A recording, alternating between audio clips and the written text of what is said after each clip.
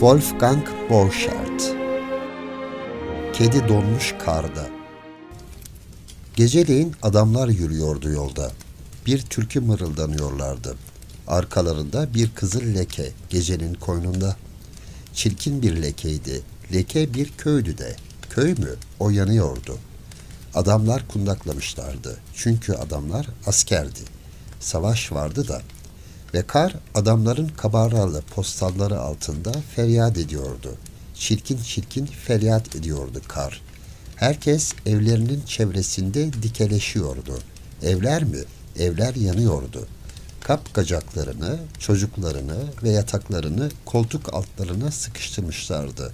Kedi çığlıkları duyuluyordu kanlı karda ve kar yangından bir kızıldı ki ve susuyordu. Çünkü insanlar çatır çutur evlerinin çevresinde dilsiz dikeleşiyordu da.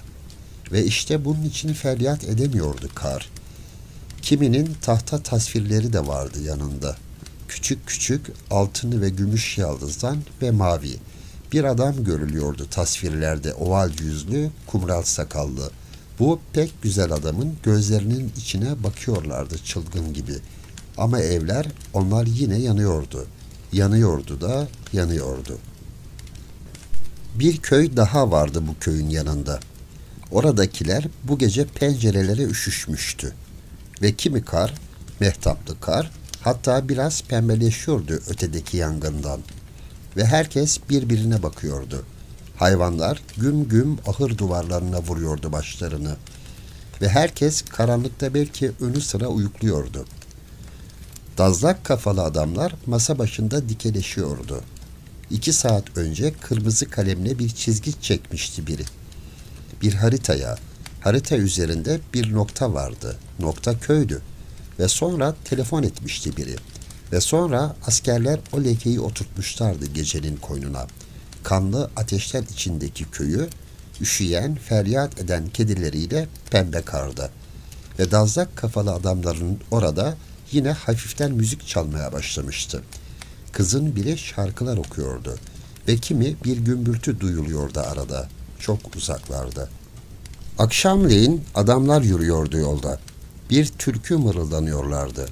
Ve kokusunu duyuyorlardı armut ağaçlarının. Savaş yoktu. Ve adamlar asker değildi. Ama derken kan kırmızısı bir leke belirdi gökte. O vakit adamlar kestiler türküyü. Ve biri dedi ki, bak bak güneş. Ve sonra tekrar yürüdüler. Ama türkü mırıldanmıyorlardı artık.